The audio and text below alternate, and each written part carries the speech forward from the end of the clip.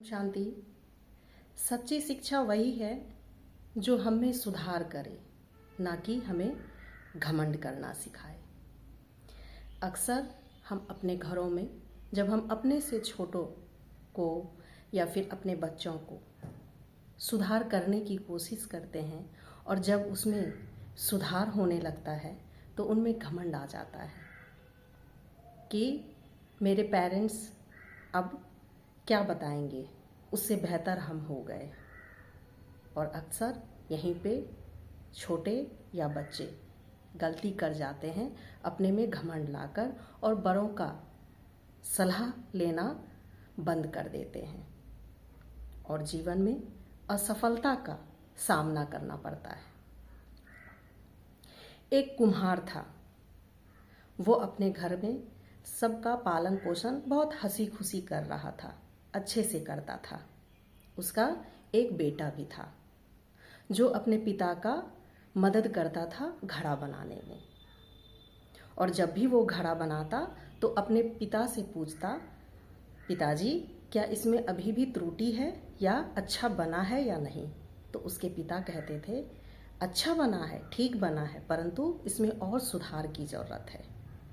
फिर उसे वो निखारने में लग जाता और उसमें सुधार करने लगता।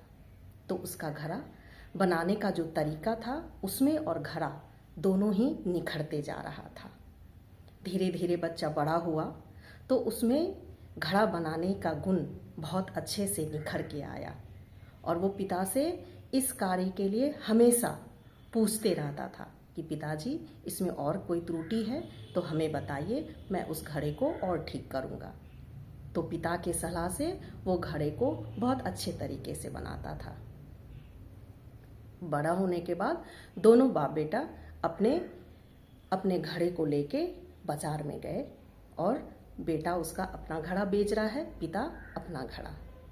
तो बेटे का घड़ा पिता से ज़्यादा दाम में बिकता था। ये सिलसिला जारी होने लगा, बेटा का घड़ा ज़्यादा दाम में बिकने लगा। तो बेटे में घमंड आ गया। अगली बार जब वो घर में घड़ा बनाने लगा तो पिताजी से पूछता है, पिताजी घड़ा ठीक बना है। तो उसके पिताजी कहते हैं, नहीं बेटा, इसमें और सुधार की ज़रूरत है। तो उसका बेटा घमंड के कारण कहता है, पिताजी आपको तो कुछ नहीं आता, आप हमेशा त्रुटि निकालने में ही रह जाते हैं, आपको घड़े की समझ अब नहीं है। तो इसका पिता समझ गया कि मेरे बेटे के मन में घमंड आ गया है। तो वो कहता है, जैसा तुम्हें ठीक लगे तुम करो। घड़ा बना के दोनों पिता और बेटा गया बाजार में, मंडी में। तो घड़ा को बेचते समय उस दिन उसका बेटा का घड़ा का दाम गिर गया, कम दाम में बिकने लगा और पिता का घड़ा उससे ज़्यादा दाम में बिकने लगा।